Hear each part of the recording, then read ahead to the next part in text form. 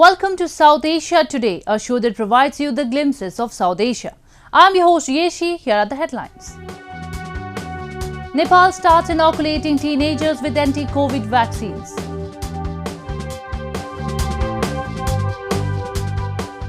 Tokyo Metropolitan Government develops unique model for flood disaster management.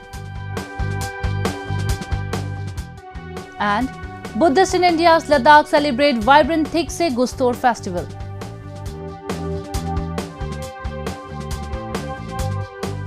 Let's begin the show. The government of Nepal has kicked off vaccine drive for teenagers in Nepal and is inoculating them with the Pfizer BioNTech doses it received from the United States last month. The decision was taken in the wake of massive resurgence of mutated coronavirus in European and American countries. The country will receive more doses from India in coming days. However, the concerning news from the Himalayan nation is that it is not keeping proper track of those who have been vaccinated, which has resulted in several of them not receiving their second jab. Teenagers aged between 12 and 18 stood in line to get jabbed as the government of Nepal kicked off a vaccination drive with the US-donated Pfizer vaccine for teenagers. Hundreds of students studying in secondary and higher secondary levels of schools stood under the basking sun, waiting for their turn to be inoculated.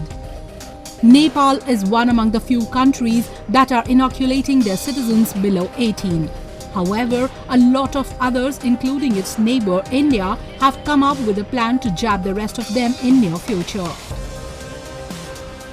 While a small section of the society is still reluctant, the government of Nepal has by and large been able to come over vaccine hesitancy.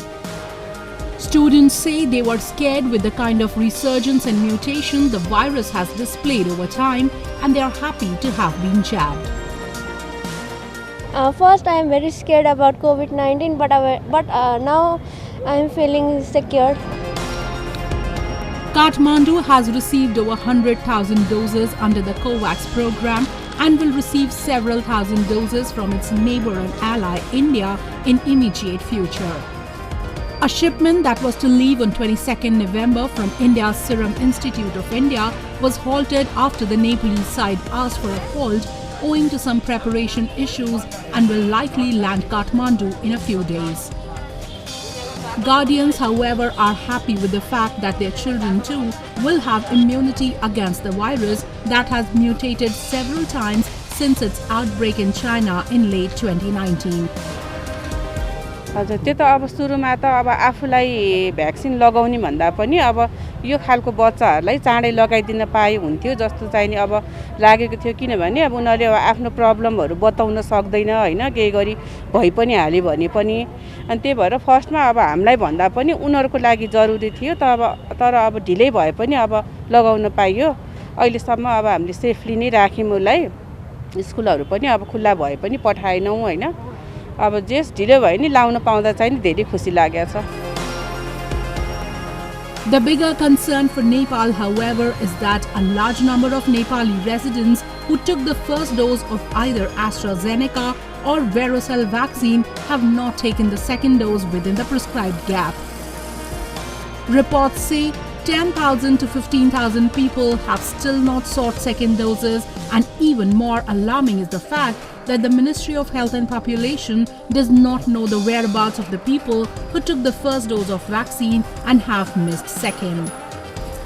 The Health Ministry does not have a database to track the people who are not seeking the second dose.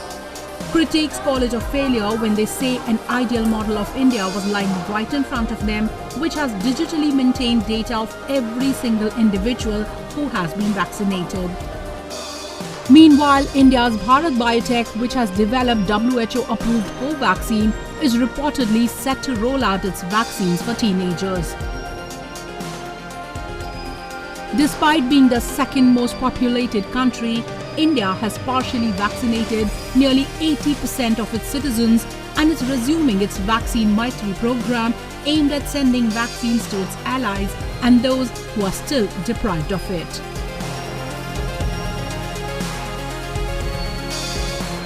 Moving on, It's been over 100 days since Taliban swept to power in Afghanistan, and the human rights situation in the country is in doldrums.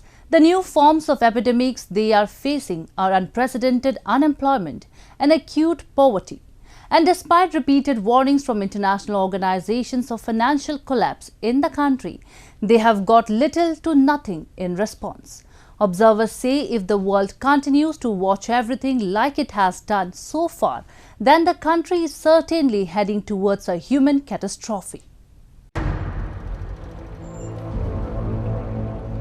Kabul residents say their 100 days after the Taliban takeover have been extremely difficult, with concerns growing over the security and education of girls. They say the Taliban, which had made promises of altering their position with regards to women, have not shown any change since sweeping to power in August. Apart from the unemployment rate that has spiked suddenly, there are expanding shortages of food and money. With US freezing the Afghan money, the situation has only worsened. The United Nations has repeatedly warned since the Taliban took over that Afghanistan's economy is on the brink of a collapse that would likely fuel a refugee crisis, but little have been achieved in that direction. 100 روز به این خاطر به ما مشکل گذشت که ما معاش نداشتیم و دیگه ای که امنیت درست نبود، هنوز هم انتحاری میشه. ما به تشویش هستیم. دیگه اولادای ما هنوز هم دخترها به مکتب نمیرن، درس نیست. Red Cross has expressed its disappointment over sanctions and donor freezes, which it says are cutting off basic services in Afghanistan, and they called on donors to find creative ways to prevent a massive humanitarian crisis. Afghans say they have no clue as to what their future would be like if the current situation persists for longer time. They say nothing could be predicted under Taliban control. از نگاه روحی بسیاری مردم تحت فشار قرار دارن، چرا که خیلی ها نگران آینده خودشان است، نمیفهمن که خب در آینده چی چیز پیش خواهد اومد. با گفته بعضیا که افغانستان حالا جای شده که عجایب، یعنی هیچ چیز قابل پیش بینی نیست. One of the Taliban's first acts since taking over the country on 15th August 2021 was to reassure Afghans of their safety. The Taliban announced a general amnesty and said no revenge would be taken in the group's first press conference on 17th August.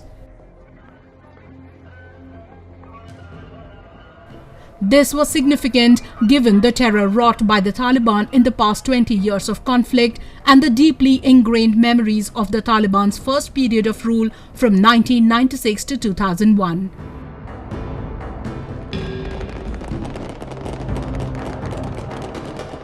However, none of those promises were kept.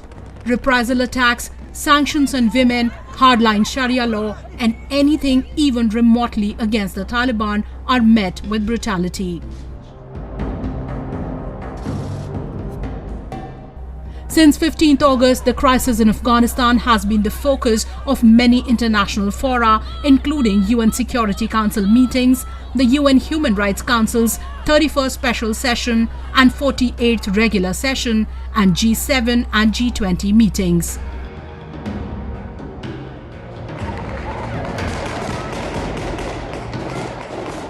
However, the international community has thus far failed to chart an adequate path for the protection of rights and to hold perpetrators of human rights violations accountable. Now we take a look at some happenings in Asia in a segment called Asia Watch. Thousands of university students have taken to the streets of Suleimania in Iraq's semi-autonomous Kurdistan region, protesting against grant cuts. Security forces used tear gas and water cannons to disperse protesters. On Monday alone last week, 18 people were injured during the protests, including both security forces and protesters. Students are protesting for the reintroduction of a monthly payment of at least 50,000 Iraqi dinars, which is about $34, as well as lack of services in university dormitories. The grants had been cut since 2014 when Iraq's Kurdistan region witnessed an economic slowdown as the Islamic State took over swathes of Iraqi territory.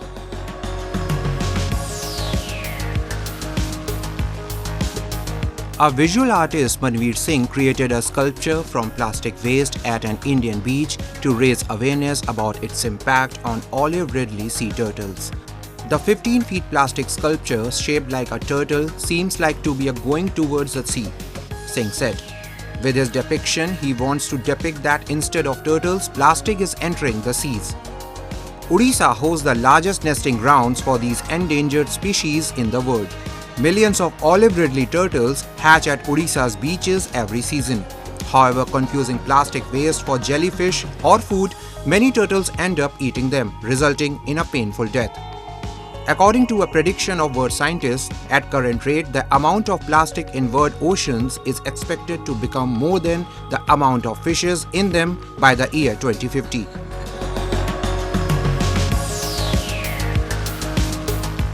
Israel kicked off a nationwide campaign to vaccinate children aged 5 to 11 last Tuesday, hoping to beat down a recent rise in coronavirus infections.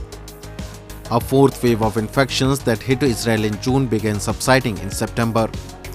But over the past 2 weeks, the R or reproduction rate of the virus that had remained below 1 for 2 months began climbing and has now crossed the threshold, indicating the virus could again be spreading exponentially. Daily cases have also crept up over the past few days, with half the confirmed infections presently among children aged 11 and younger. Israel's 9.4 million population is relatively young, with around 1.2 million children in the 5 to 11 age group. By November, that group comprised more than a third of new cases, according to Health Ministry data. Policymakers also say that the vaccination of younger children is meant first and foremost to protect their individual health and not just to stop the transmission of the virus. A poll by Israeli healthcare provider Maccabi found that 41% of parents to children aged 5 to 11 were positive they will vaccinate their children, while 21% were still undecided and 38% will not vaccinate their children. Moving on, Japan has always been a place of attraction for tourists around the world. Whether it's technologies, new innovations, landscape and a wide range of cuisine make this country a place worth visiting. Recently, Tokyo Metropolitan Government developed a unique model for flood disaster management. Also, Japanese company has come up with a new flavor of soft serve ice cream in Japan. Let's take a glance. Tokyo is a densely populated city. It has unique flood control facilities that help prevent rainwater disasters. To prevent flooding during the rainy season, there is a huge underground water storage facility in the city. 都市化が進展しますと、地面がですね、アスファルト、コンクリート、そういったもので覆われていくということがございます。降った雨が土の中に染み込みにくくなっているという状況でございます。近年ゲリラ豪雨でしたり大きな台風が来ていると、そういった状況がありまして、昔よりもですね、雨の量が増えていると、そういったものに対応するために、下水の雨水を排除する能力を増強する幹線を整備をしたりですね、降った雨を一時的に貯留をしておく雨水貯留施設、そういったものを整備をして浸水対策を行っております。Wada Yayoi Trunk Sewer is one of the largest rainwater storage lines in Japan. It is a huge storage facility with an inner diameter of 8.5 meters, a length of 2.2 kilometers, and a storage capacity of 150,000 tons.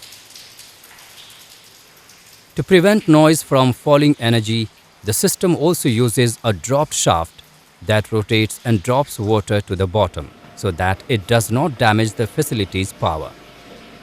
This is a model of Wada Yayoi Trunk Sewer. In times of heavy rainfall, the river rises and flows into the sewers to prevent flooding. On Wada Yayoi Trunk Sewer, water is poured into the reservoir to prevent disaster. The drop shaft method allows water to move smoothly.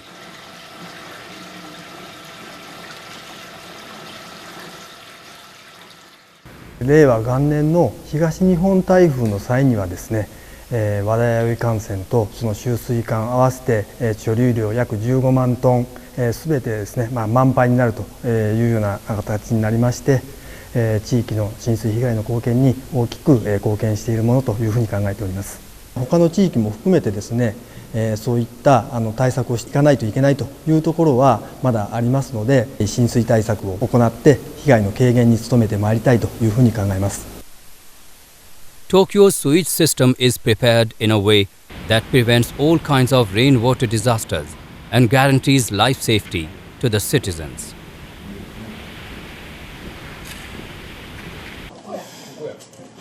Located in Gifu Prefecture, Hida Takayama is a traditional wooden shopping street that dates back to the Edo era. It is designated as a Japanese traditional building preservation area. Many tourists visit here to enjoy the beautiful landscape. A souvenir shop Hida Komachi in the area sells special ice cream. The shop's original product is jam and sauce, which are prepared from local ingredients. Another popular sweet is ice cream, which is prepared with cow milk and peach.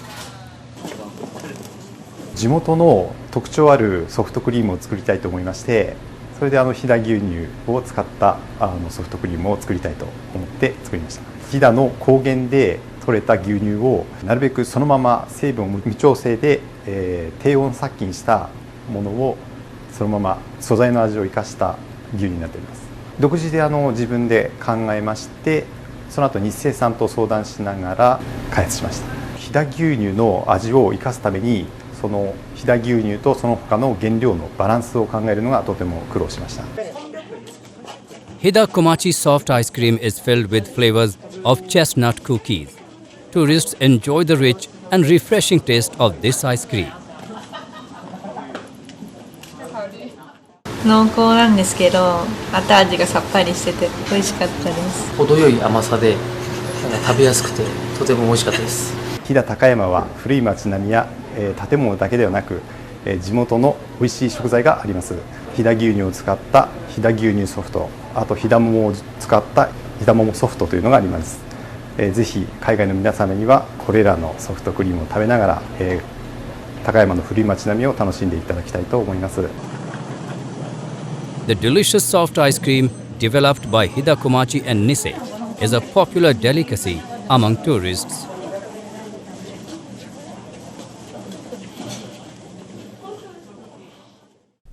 Colorful celebrations, tasty treats, great hospitality and communal peace mark the celebration of Jammu and Kashmir festivals, which successfully portray the diversity of Indian cultures.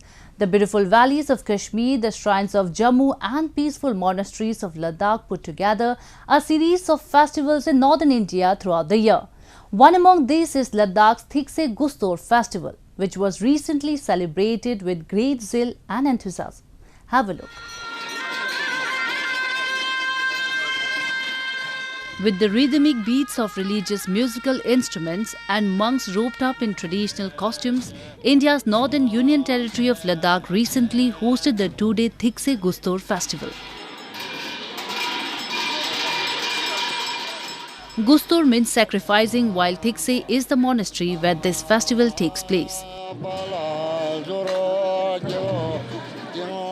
Hundreds of spectators, including local residents and tourists, converged at the monastery to get themselves immersed into the festive spirit. Celebrated on the 18th and 19th of the 9th Tibetan calendar, the highlight of this festival is the colorful charm dance performed by the monks of the monastery, who wear masks representing protectors, gods and goddesses. The custom is believed to ward off any evil spirit from the village. Tourists who were present at the festival expressed elation at colorful traditions of Ladakh.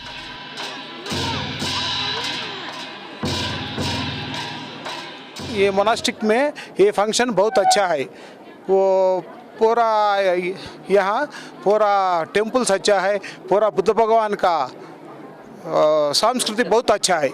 Ladakh very nice place, इधर अच्छा climate अच्छा है, तो क्या बोलते हैं यहाँ आदमी अच्छा है, यहाँ दुकान वेरी नाइस, अच्छा आदमी है बिल्कुल, यहाँ आदमी ईमानदारी आदमी, very nice Ladakh. The protective faces of the deities, which otherwise remain covered for the rest of the year, are open for public only during this festival. The early morning prayers are conducted every day, and at the conclusion of the event, a special ceremony called Agram is performed. The entire process of Agram portrays the symbolic assassination of traitor King Langdarma of Tibet by Buddhist monk during mid-9th century. The effigy of Langdarma is made, and through elaborate rituals all the negative spirits are transferred into it by a sacrificial substitute, after which the effigy is burnt ritually. यहाँ हमारे जगत की जितना भी हमारे problem में या दुख के समुद्र में हम लोग डूबा हुआ है, तो इसका मेन कारण, मेन मकसद ये है कि हमारा जो सेल्फ ग्रेसिंग और सेल्फ चेरेसिंग की वजह से होता है। तो जो सेल्फ ग्रेसिंग और सेल्फ चेरेसिंग यानी आत्मा धरान होते हैं, वो पूरा एक क्या कहते हैं लिंगा के रूप में यहाँ आग में डाला हुआ करते हैं। तो इसका मकसद ये है कि जितने भी हमारा प्रॉब्लम्स का रूप जो है हमारा सेल्फ ग्रेसिंग और सेल्फ चेरेसिंग होते हैं, इसकी वजह से हमारे नाना प्रकार का दुख हुआ करते हैं। तो इसकी वजह से भिक्षु मंक्स यहाँ पूजा भी किया करते हैं, साथ ही साथ एक लिंगा के रूप में पूरा जो हमारे दुखों है, जो उसका दुख का कारण है, वो पूरा आग में डाला दिया जाता है। इसका मकसद यही है।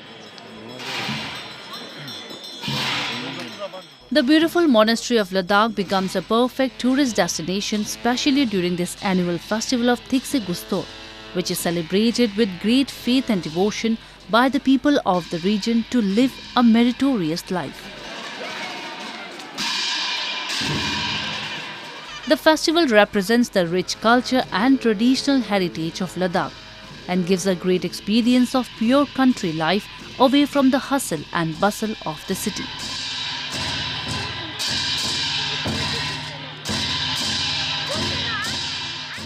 It's time for me to wrap up today's episode. We will be back next week at the same time. This is Yeshi signing off on behalf of the entire production team of South Asia Today. Goodbye and take care.